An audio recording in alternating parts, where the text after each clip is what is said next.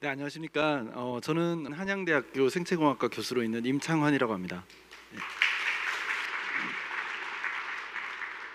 네, 그럼 9번째 강연을 해주실 강연자를 소개해드리도록 하겠습니다. 네, 국내 진화 심리학의 대표적인 석학분이십니다. 전중환 교수님이십니다.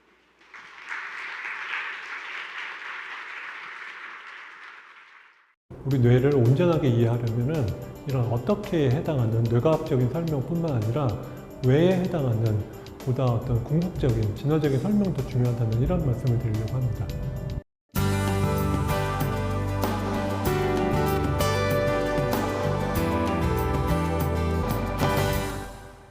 먼저 뇌는 무엇을 하게끔 설계되었는가를 살펴보죠.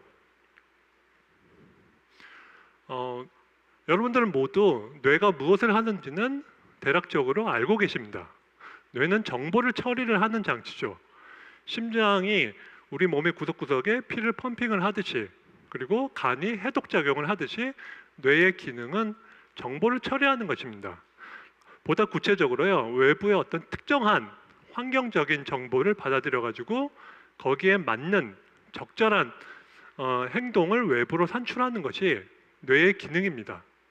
예를 들어서 왜 시골길을 가다 보면은 이런 소가 만들어 놓은 이런 푸짐한 변 무더기가 있지 않습니까? 그러면 이런 소의 변을 보면은 누구나 얼굴을 찡그리면서 역겨워하는 반응을 보이죠. 우리는 이것이 너무나 당연하다고 생각한 나머지 당연히 소의 변은 혐오스러운 것이라고 생각을 합니다. 그냥 소의 변은 본질적으로 혐오스러운 거니까 우리가 그거를 혐오스러워하는 것은 너무나 당연하다라고 생각을 하죠. 하지만 사실은 논리적으로 따지면요, 우리가 소의 변을 보고 낼 수 있는 반응은 수천, 수만, 수억 가지입니다. 우리는 소의 변을 보고 어쩜 저렇게 우아한 자태를 갖고 있을까 하면서 사랑에 빠질 수도 있고요. 그리고 소의 변을 보고 깜짝 놀라서 36개 주랭랑을 칠 수도 있죠. 그러니까 우리가 소의 변에 대해서 낼 수 있는 반응은 수없이 많은데, 우리 종의 진화 역사에서 적절했었던 반응, 왜냐하면 변에는 여러 가지 전염성 병원균들이 들어있으니까 이 전염성 병원균에 감염되지 않게끔 회피하는 반응을 보이게끔 우리가 혐오스러워하는 것이죠. 외부의 환경적인 정보를 처리를 해서 적절한 행동을 만드는 것이 뇌의 기능이다라고 할 때, 이 적절하다는 것이 어떤 의미인지 좀 더 살펴볼 필요가 있는 것 같습니다. 그래서 똥파리인데요, 이 똥파리는 아까 말씀드린 소변에서 꼬이는 작은 이런 곤충들을 잡아먹습니다. 그리고 특히 똥파리 중에서도 수컷은 소변에서 암컷이 오는 걸 기다렸다가 암컷 똥파리가 오면은 교미를 합니다. 그러니까 똑같은 소의 변이 우리 인간의 뇌에서는, 인간의 뇌는 이걸 처리를 해서 인간에게 적절한 반응, 즉 회피하는 행동을 일으키게끔 혐오스러워하는 반응을 만들었죠. 하지만 똑같은 소의 변이 특히 수컷 똥파리한테는 전혀 다르게 다가올 겁니다.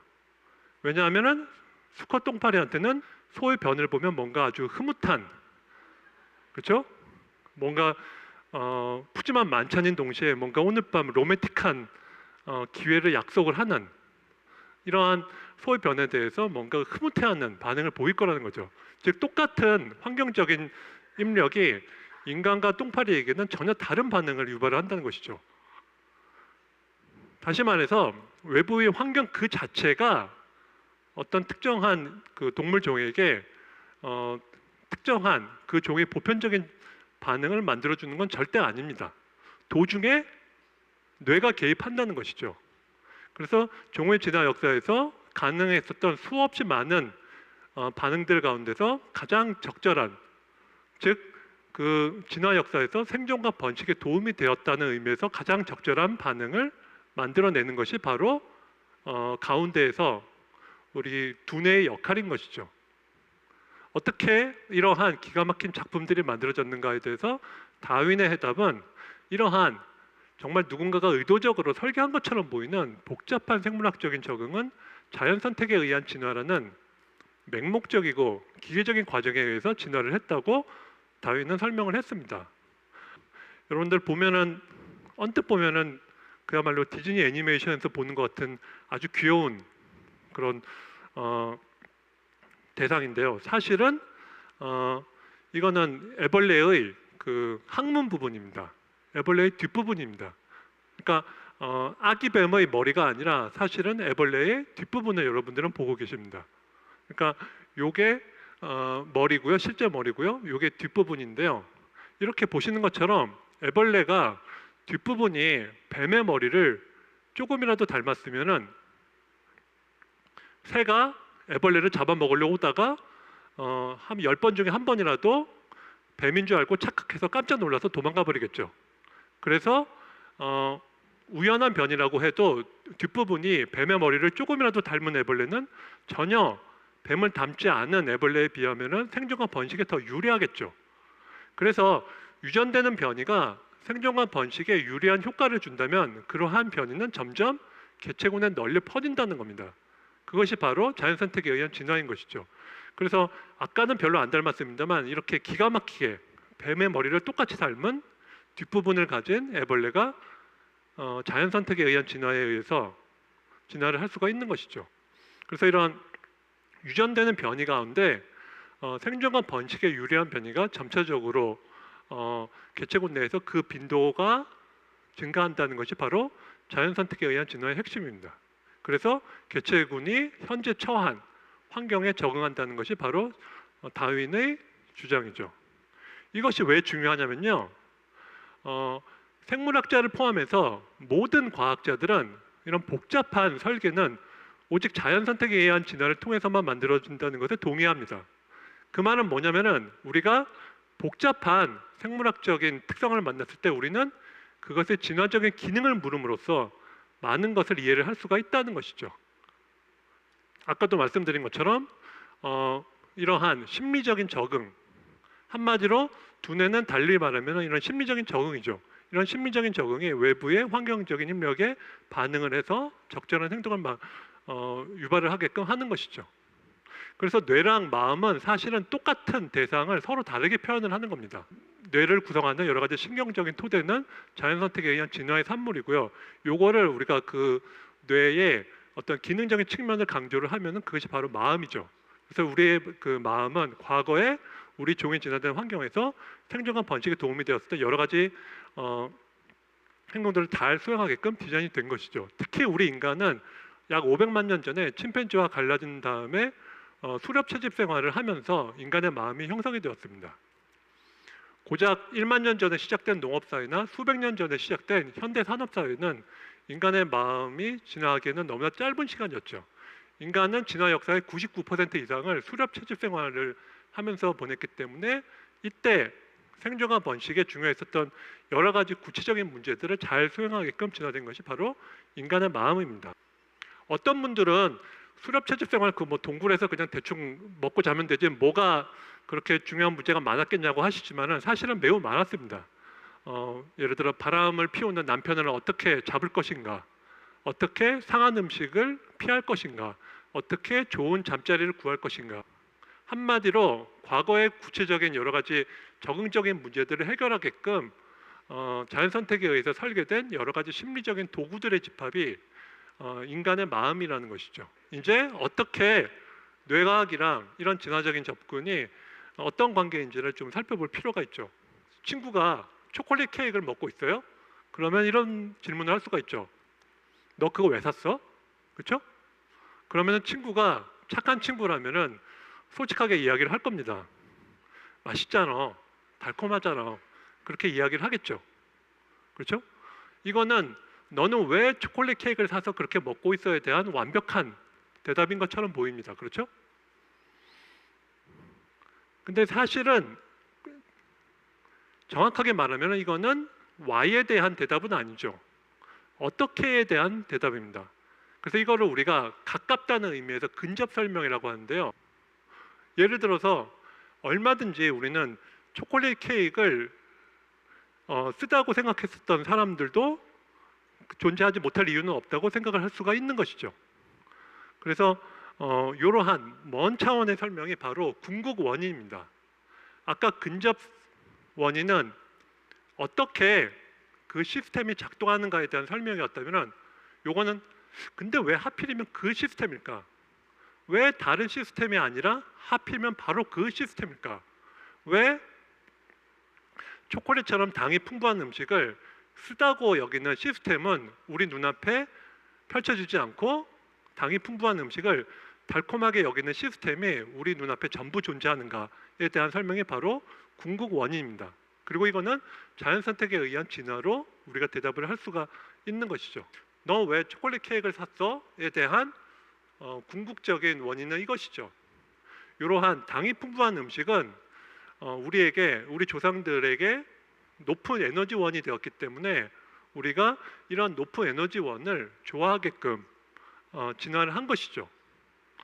달리 말하면은 만약에 우리 종의 진화 역사에서요 생마늘이 당이 풍부했다면은 우리는 아침에 그 학교나 직장에 출근할 때마다 생마늘을 한 5알 정도 그 바지 주머니에 몰래 숨겨서 들어가는 거죠.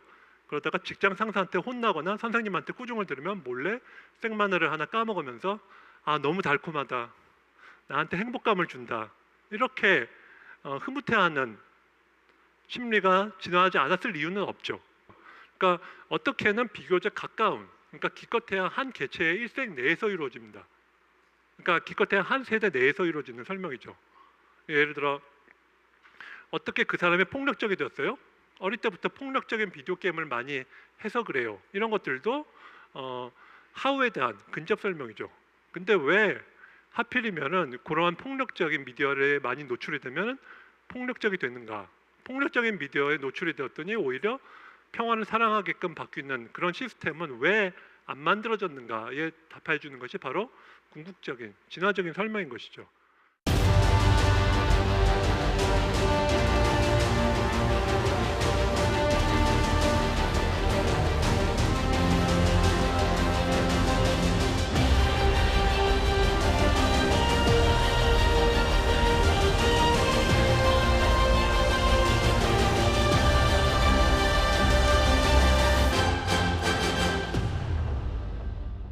최근 들어서는 이런 진화적인 관점을 통해서 신경과학을 접근을 하는 새로운 흐름이 만들어지고 있습니다. 그러니까 진화 신경과학이라고 하는데요.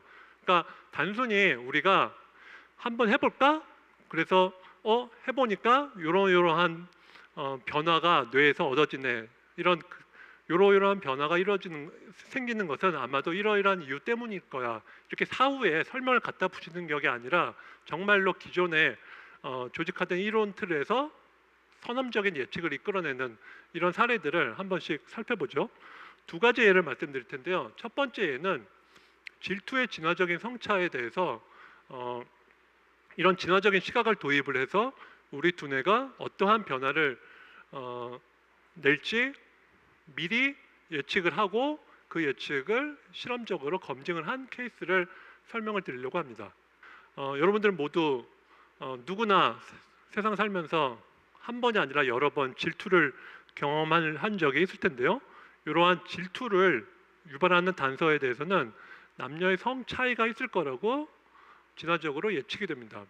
참고로 여러분들 질투랑 시기를 헛갈리는 분들이 있는데 예를 들어 내 옆에 친구가 시험에서 1등을 맞았다. 아 질투. 이거는 질투가 아닙니다. 시기죠.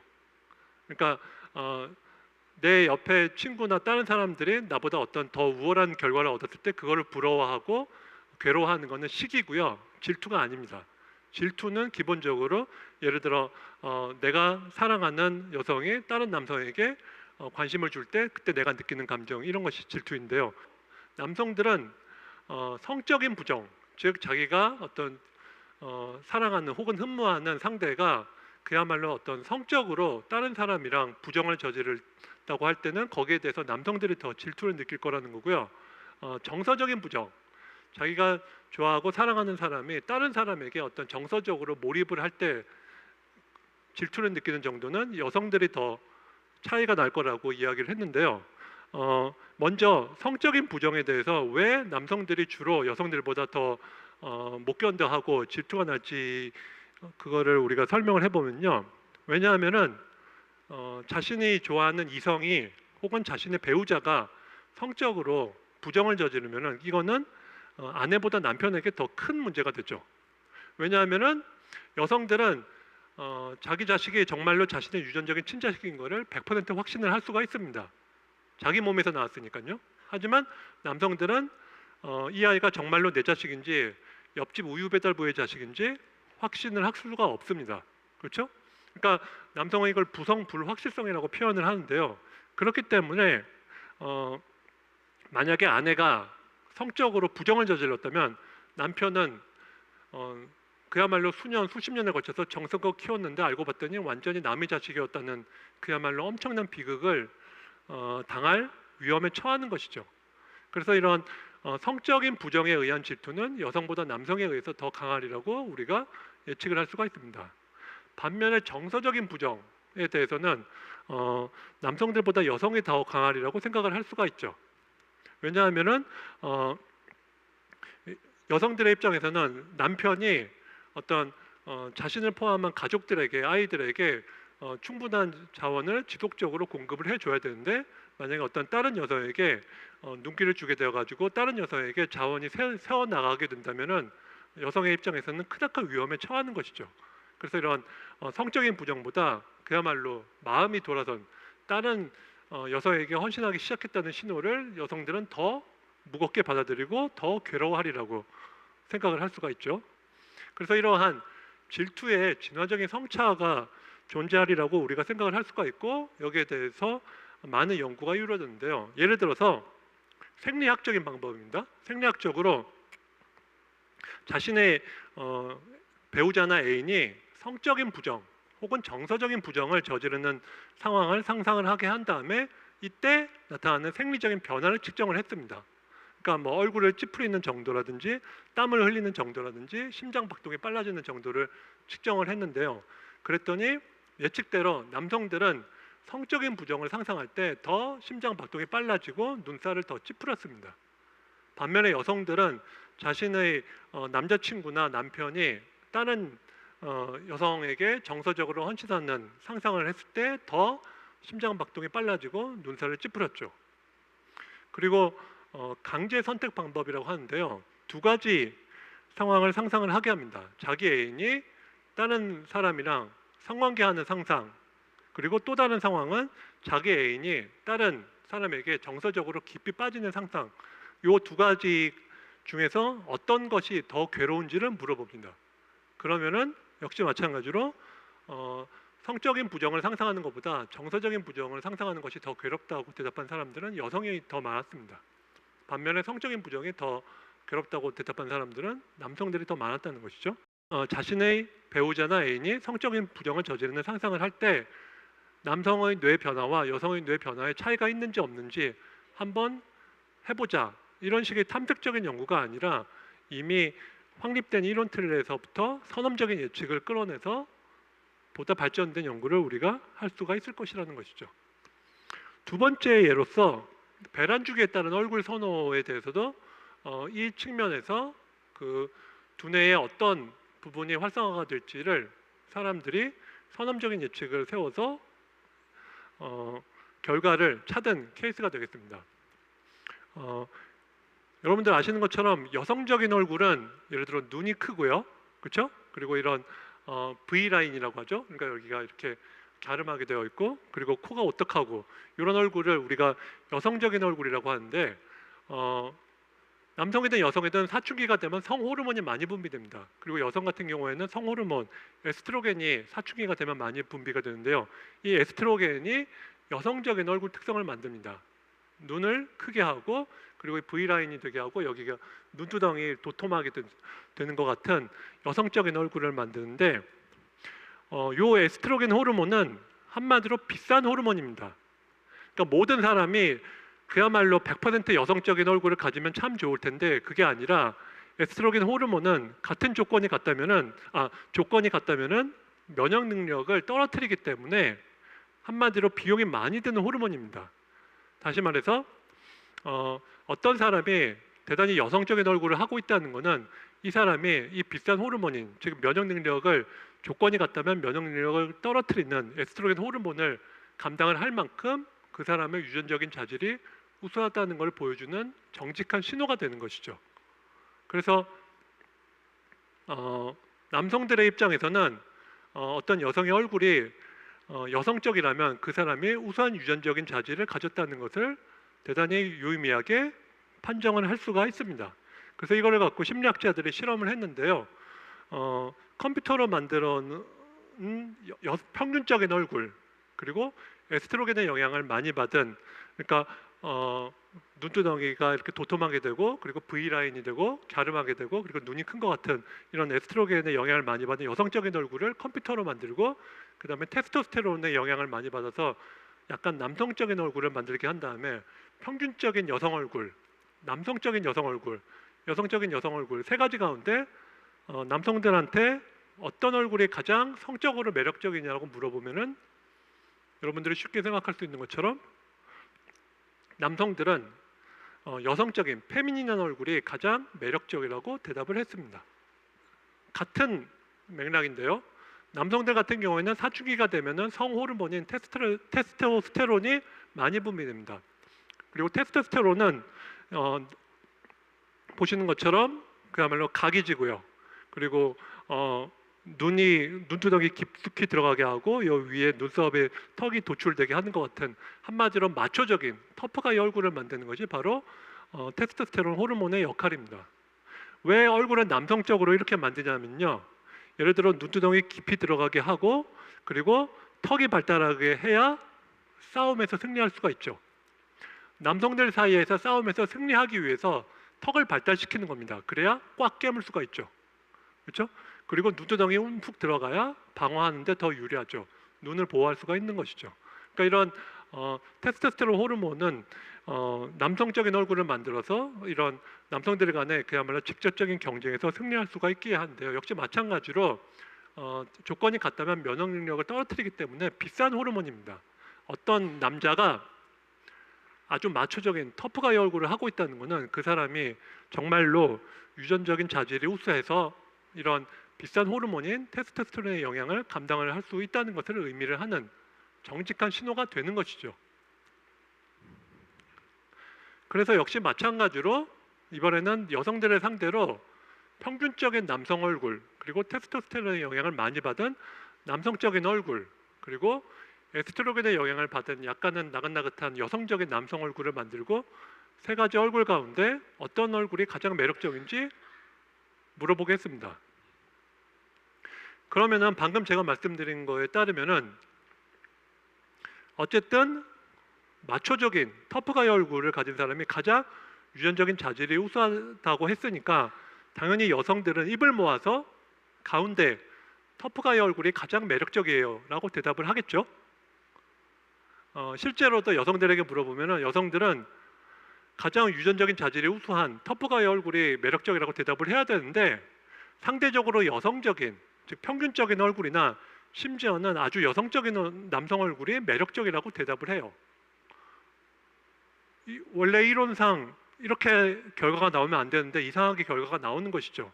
그래서 왜 여성들은 이런 나긋나긋한 남성의 얼굴을 매력적이라고 이야기하는가라고 우리가 질문을 던질 수가 있습니다. 그러니까 왜 이런 꽃미남, 나긋나긋한 꽃미남 얼굴을 오히려 좋아하는가 질문을 할 수가 있겠죠. 그거는 왜 그러냐면은 여성들은 한마디로 좋은 유전자도 중요하지만은 남편과 함께 그 갓난아기가 어른이 될 때까지 키워내야 되니까 좋은 아빠가 될 수 있는 남자를 고르는 것도 중요했다는 것이죠.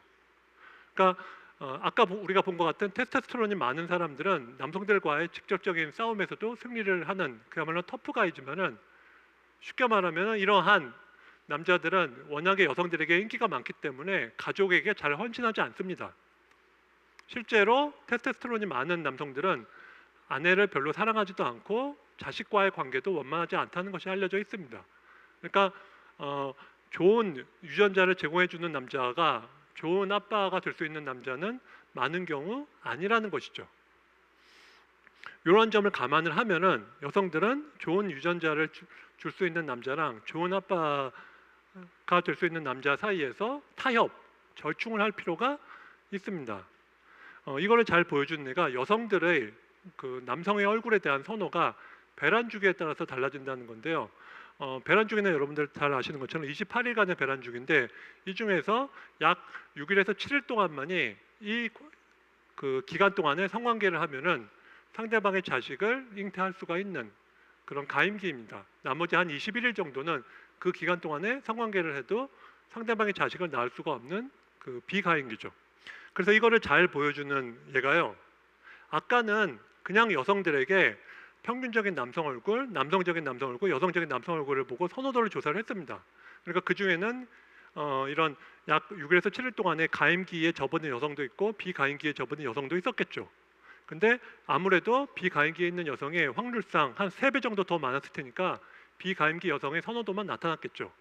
그래서 이번에는 여성들이 가임기 피리어드 안에 있는지 비가임기 피리어드에 있는지 나눈 다음에 조사를 했습니다. 그랬더니 그 기간 동안에 성관계를 하면 자식을 낳을 수가 있는 가임기에 있는 여성들은 한마디로 터프가이, 남성적인 얼굴을 선호했습니다. 그림에서 보시면요, 보시는 것처럼 파란색이 배란기, 그러니까 가임기에 있는 여성이고, 약간 그 핑크색이 비가임기, 비배란기에 있는 여성들인데요. Y축의 길이는 그 남성의 얼굴이 그 여성화된 정도를 의미합니다. 그러니까 Y축의 길이가 길면은 그만큼 나긋나긋한 꽃미남 얼굴이라는 게 되고, Y축의 길이가 짧으면은 터프가이, 거친 남성형이라는 게 되는데요. 보시는 것처럼 일본과 그 유럽에서 똑같은 결과를 얻었습니다. 가임기에 있는 여성들은 Y축의 길이가 짧은, 즉 터프가이 남성을 매력적이라고 대답했습니다. 반면에 비가임기에 있는 여성들은 이런 좋은 아빠가 될 수 있는 나긋나긋한 이런 남성이 매력적이라고 대답을 했습니다.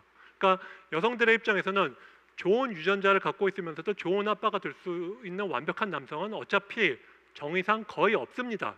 그러니까 양자택일을 해야 되는데 일단은 어쨌든 15년, 20년에 거쳐서 자원을 안정적으로 공급할 수 있는 남성을 선택을 하는 게 중요하니까 일단 남편감은 아주 뭐 사회적인 성공을 거둘 수 있는 야심이 넘치고 터프가이 남성은 아니더라도 바람필 주변 머리도 없는 착실한 월급 봉투가 얇긴 하지만은 그 월급 봉투를 꼬박꼬박 가져다 줄 수 있는 남성을 선택을 해서 살다가 가임기에 접어들어서 즉 그 기간 동안에 성관계를 하면 자식을 낳을 수 있는 시기가 되면은 터프가이 남성과 바람을 핀다는 것이죠. 그래서 이렇게 생긴 터프가이 남성과 바람을 피워서 이 터프가이 남성의 자식을 이런 착실한 남편의 보살핌 하에서 키워낸다는 것이죠. 그 배란 주기상에 거쳐서 여성들의 남성의 얼굴이나 신체에 대한 선호도가 달라진다는 연구가 있었는데 이것이 최근에는 인지신경과학적인 측면에 대해서도 연구가 이루어졌습니다. 그래서 여성들에게 각각 가임기 혹은 비가임기에 있는 여성들에게 터프가이 얼굴 그리고 아주 나긋나긋한 꽃미남 얼굴에 대한 선호도를 평가를 하게 한 다음에 역시 뇌 활성을 측정을 했습니다. 그리고 여성들의 뇌의 변화는 그 여성이 배란 주기상에서 가임기에 있는지 혹은 비가임기에 있는지에 따라서 달라질 것이라고 예측을 했죠. 그랬더니 예측대로 결과가 나왔습니다. 그러니까 터프가이, 마초적인 남성의 얼굴을 볼 때 가임기에 있는 여성들은 비가임기에 있는 여성들보다 특히나 더 전대상 피지랄한 부분이 활성화가 되었는데요. 이 부분은 특히 보상회로 얼굴 인식도 있지만 특히 위험 감수에 관여하는 부위입니다. 그 말은 뭐냐면은 여성들의 입장에서는 이런 마초적인 남성을 선호를 하면은 그만큼 위험을 더 무릅써야 된다는 것을 알고 있죠. 이 남성과 성관계만 나눈 데서 끝나는 게 아니라 이 남성을 선택해서 남편으로 삼으면은 그만큼 더 이 남편이 제대로 가족을 돌보지 않을 위험성을 감수를 한다는 것을 뇌를 통해서 우리가 알 수가 있는 것이죠. 그래서 여성들은 비가임기일 때보다 가임기가 되면은 이런 더 마초적인 남성에게 그 위험을 감수한다는 것을 알면서도 더 끌리는 경향이 있다는 것을 이런 인지신경과학적인 증거를 통해서 우리가 확인을 할 수가 있었습니다. 뇌뿐만 아니라 사실은 모든 생물학적인 현상에 대해서 우리가 똑같이 할 수 있는 말입니다. 뇌를 온전하게 이야기를 하려면은 우리가 근접 설명과 그리고 궁극 설명, 가까운 원인과 먼 원인, 어떻게와 왜를 둘 다 알아야만 비로소 온전한 제대로 된 설명을 할 수가 있다는 것이죠. 그래서 행여나 제가 주장하는 것이 진화적인 설명이 더 우월하다는 의미는 절대 아닙니다. 둘은 상호 보완적이고요. 어떻게 해도 중요하고 Y도 똑같이 중요합니다. 그러니까 이런 뇌에 대한 그 연구는 반드시 Y에 대한 이런 진화적인 설명과 같이 함께 상호 보완적으로 이루어져야 된다. 요거를 강조드리면서 마치고자 합니다. 예, 감사합니다.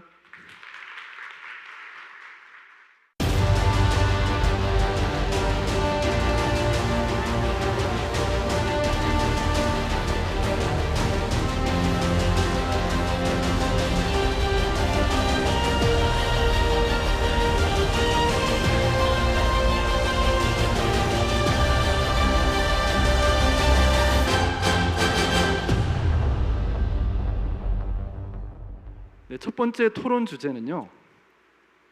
네, 아주 슬픈 제목입니다. 머리 큰 나는 왜 머리가 나쁜가입니다. 그래서 아마 대두라는 소리를 들어보신 분들은 다들 궁금해하는 질문이실 것 같아요. 그래서 박사님, 머리 크기와 지능이 상관관계가 있나요? 머리 크기와 지능 뭐 일반적으로 이제 사람들이 이제 좀 상관관계가 있을 것이다라고 생각을 많이 하는데 어떤 절대적인 그런 상관관계는 없다고 생각을 많이들 하고 있습니다. 실질적으로 이제 이런 생각을 많이 하는 이유 중에 하나가 그 사람의 어떻게 보면 인간의 자만일 수도 있는데 길거리에서 많이 보는 강아지라든지 그런 것들을 보면서 얘가 나보다 똑똑해라고 생각 안 하거든요. 네, 기본적으로 얘는 나보다 지능적으로 열등한데 이것이 아마도 내가 얘보다는 머리가 크니까 라고 생각을 하지만 제가 이제 굳이 그것을 이제 인간의 자만이다라고 이제 굳이 표현을 하는 이유는 여러분들 이제 뭐 대왕고래, 코끼리 뭐 이거 같은 경우는 사람의 뇌에 비해서 약 적어도 5배, 10배 이상 이제 사이즈 면에서 이제 차이가 납니다. 근데 인간적인 그 인간의 어떤 그 측정 도구로서 얘네들이 우리 인간보다 뭐 크기가 지능이 굉장히 높다라고 생각하지 않잖아요.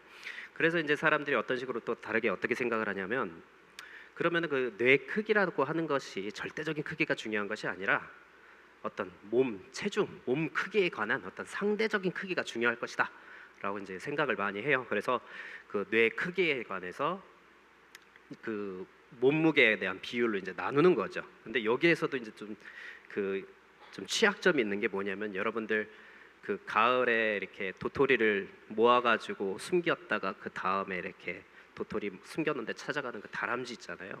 그 다람쥐가 사실은 그 상대적인 크기가 상당히 크다고 그럽니다. 여러분들이 그런 것들을 그러니까 그렇게 저장해 놓고 하는 걸 기억하기 위해서 이렇게 상대적인 크기가 커졌는지는 모르겠지만 기본적으로 이제 그런 다람쥐 때문이라도 상대적 크기 자체가 뇌의 상대적인 크기 자체가 어떤 지능에 확 연결이 돼 있다라고 이렇게 단편적으로 못 박아서 얘기하기에는 약간은 무리가 있다. 특히 이제 진화랑 어느 정도 관련돼서 이제 연구를 하신 뇌 과학자분들 같은 경우에는 특히 그 인간의 그 고위의 뇌 기능이라고 할 수 있는 사고, 언어, 뭐 종합적 판단, 자기 조절 뭐 이런 것들을 담당하는 대뇌 피질 이런 것들의 어떤 표면적 그 크기가 중요하다. 그래서 이러한 사고를 이제 생각을 하게 된 이유가 뭐냐면은 인간은 다른 어떤 동물에 비해서도 굉장히 큰 대뇌 콜텍스 피질을 갖고 있습니다. 그리고 더 중요한 것은 이것의 표면적을 넓히기 위해서 주름이 굉장히 많이 잡혀 있거든요. 근데 여기서도 또 약점이 하나가 있습니다. 뭐냐면 돌고래가 주름이 많아요. 예. 그러니까 이것만 가지고도 이게 딱 뇌주름이 정말 중요하다. 이렇게 얘기하기가 이제 쉽지 않게 되는 거죠.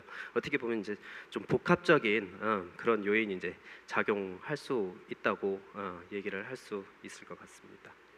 오히려 이제 현대에 들어서는 이제 그 과학자분들이 그런 말씀을 많이 하세요. 신경 효율성이라고 하는 것이 중요하지 않겠느냐. 그래서 그 세포들 간의 연결이라든지 이런 신경 효율성이 중요하다. 이렇게 많이들 결론 내리고 얘기를 하고 있습니다. 그 사실 뭐 좀 비교를 해주실 때 뭐 아주 작은 다람쥐부터 시작을 해서 아주 큰 고래까지 이렇게 비교를 해주셨는데요. 그 사실 유인원, 그러니까 인간하고 비슷한 어떤 침팬지라든가 아니면 원숭이라든가 이런 유인원하고 비교했을 때는 인간이 그래도 상대적으로 큰 뇌를 가지고 있다라고 들었습니다. 그래서 인간이 우리가 진화 과정의 어떤 이 라인에 있는 그런 다른 유인원들에 비해서 좀 더 큰 뇌를 가지게 된 이유가 무엇일까요? 전중환 교수님 좀. 대형 유인원 중에서 우리 인간은 단연 몸무게 대비 이 두뇌 용지역이 큰데요. 예를 들어 침팬지랑 비교하면은 약 2.5배 정도 더 큽니다. 그러니까 침팬지와의 공통 조상과 갈라진 이래로 약 200만 년 전부터 갑자기 2.5배 정도가 우리 인간의 두뇌가 침팬지보다 팽창이 되었는데요.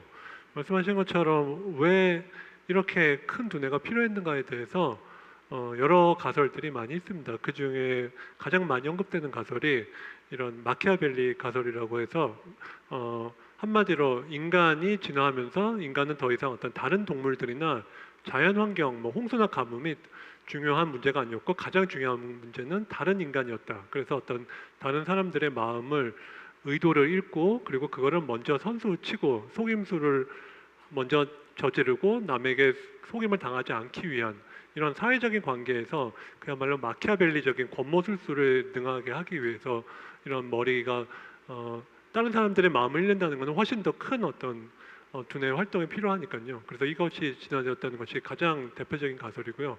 기타 가설들도 많이 있죠. 네, 결국은 머리가 큰 것이 우리가 사회생활을 잘할 수 있게 만들어줬다라는 것을 말씀하시는 거네요. 그래서 결국 우리는 모두 대두인 겁니다. 그렇죠? 그래서 우리가 대두 만세를 한번 외치면서 다음 주제로 넘어가 보도록 하겠습니다. 네, 두 번째 주제는 사랑했던 설탕의 배신, 감각의 적응과 현대인의 부작용이라는 주제입니다. 요즘 설탕 전쟁이다 뭐다 해서 설탕이 상당히 화제가 되고 있는데요. 김태훈 박사님, 설탕이 요즘 왜 이렇게 관심을 받고 있나요?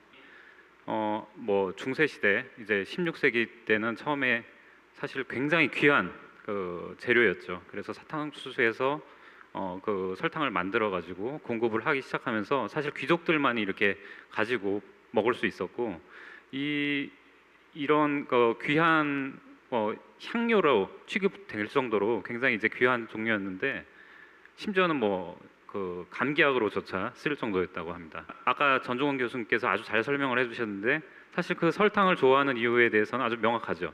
그러니까 우리가 그 포도당을 포함한 이런 그 영양분을 아주 충분히 공급받기 위해서는 이런 그 단맛에 대해서 선호하는 정도가 많기 때문에 그런 설탕을 이제 선호하게 된 거죠. 그러나 요즘의 식품에는 사실 설탕이 안 들어간 곳이 없거든요. 그래서 모든 그 대부분의 식품에 아니면 설탕이 이제 다 이렇게 들어가게 되는 것 같은데 그로 인해서 이제 문제가 발생을 하는 것 같습니다. 이 모든 것들이 사실은 너무 지나치게 현대에는 너무 지나치게 이제 공급이 되다 보니까 이제 부작용이 나타나는 것으로 생각을 해볼 수가 있을 것 같습니다. 제가 알기로 오늘 이 자리에 계신 청중분들 중에서 절반 이상이 지금까지 강연을 꾸준하게 듣고 계신 걸로 알고 있습니다. 강연을 지금 9번째 들으셨는데요. 9번 듣고 나니까 혹시 이런 허무함 같은 거 못 느끼셨습니까? 모두가 다 나 때문이 아니라 뇌 때문인 건가요?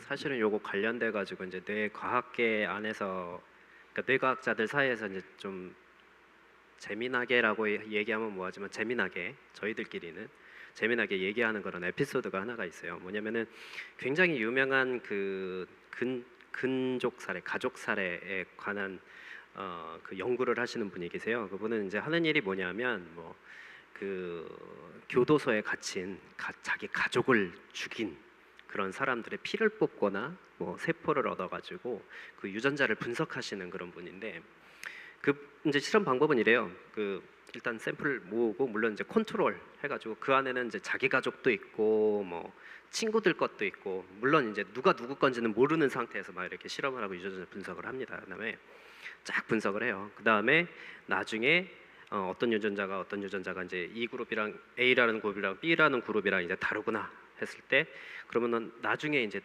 열어보는 거죠. A라는 그룹은 이제 대조군이고 B라는 그룹은 그러니까 가족을 많이 죽인 그 거기서 나온 그 그룹은 이제 뭐 실험군이고 그래서 실험군에서 유독 많이 나온 또는 유독 적게 나온 이런 유전자를 이제 찾아내는 그런 작업을 하는 건데 쉽게 얘기하면 근데 이제 이분이 쭉 하다가 보니까 어떠한 그룹 중에 특히 이제 몇 100개 안 되는 샘플에서 굉장히 그 가족 사례를 딱 링크된 연관된 그 유전자 발현이 굉장히 세게 나타나는 거를 발견을 했어요. 그래가지고 너무 궁금해요, 이 사람이. 그래갖고 누구냐 이 사람이 도대체. 그래갖고 찾아봤다는 거예요, 이 사람이 누군가. 그랬더니 본인인데래요. 그래갖고 너무 화들짝 놀란 거죠. 그래서 아니 나는 지금 이렇게 잘 살고 있는데 왜 내가 가족 사례를 하는 이런 유전자 이거를 이렇게 많이 발현하게끔 하는 그런 유전자를 타고났나 그래가지고 너무 궁금한 나머지 이제 자기 가족력을 이제 조사를 해봤다 그래요. 그랬더니 5대의 뭐 증증조부가 자기 그 작은 고조 할아버지를 죽여서 뭐 어디다가 묻어버리고 뭐 이런 가족력들이 대대로 나타나는 그런 것들을 발견하고 이제 본인 스스로가 너무 충격을 받은 나머지 이제 책을 써서 이제 다른 사람들에게 알리게 돼서 이제 다른 뇌과학자들이 읽고 아 이런 경우도 있구나 이렇게 하게 되는데 정작 본인은 그런 유전자를 타고났음에도 불구하고 뇌과학자로서 다른 사람들한테 자기가 가지고 있는 지식을 이렇게 공유하면서 굉장히 잘 살고 있거든요. 그래서 이 유전자가 어느 정도 측면에서는 진화의 산물로서 어떤 행동을 결정하고 하는 것은 분명히 맞는 면이 있지만 기본적으로 환경이나 교육이라든지 이런 면들이 이런 유전자 발현을 얼마든지 조절할 수 있는 그런 메커니즘들이 존재하는 것이 사실이거든요. 그래서 오히려 과학을 조금 더 공부하고 하시는 분들은 이러한 환경적인 요소, 교육적인 요소, 그래서 이후 태어난 이후에 그런 어떤 그 조절할 수 있는 그런 요소들에 대해서 좀 더 공부하고 그런 것들에 대해서 좀 더 제대로 설명할 수 있는 날이 또 그렇게 계속 연구를 하고 있고 그런 날이 이제 오고 있다. 저는 그렇게 생각합니다. 예. 네, 감사합니다. 사실 오늘 세 분께서 상당히 멀리서 오셨습니다. 전중환 교수님께서는 지금 미국에 연구년으로 나가 계시다가 강연 때문에 들어오셨고요. 그다음에 구자욱 박사님께서는 대구에 계신데 대구에서 올라오셨고요. 우리 김태원 박사님께서도 안산에 계신데 안산에서 따로 시간을 내서 오셨습니다. 그래서 이렇게 특별히 시간을 내서 귀한 시간을 이렇게 함께 해주신 세 분 박사님들께 다시 한번 큰 박수 부탁드립니다. 다음 주는 여러분들이 기대하시는 김대식 교수님의 강연, 제목이 뇌의 미래와 인공자아의 탄생입니다. 이 강연이 있을 예정이고요. 그래서 다음에 또 카오스에서 새로운 강연할 수 있는 기회가 있다면 사회자가 아니라 제가 강연자로 한번 나와서 강연을 할 수 있는 기회가 있었으면 좋겠고요. 저도 오늘 정말 즐거운 시간이었습니다. 다음에 또 만날 수 있는 그런 기회가 있기를 바라면서 저는 이상 마치도록 하겠습니다. 감사합니다.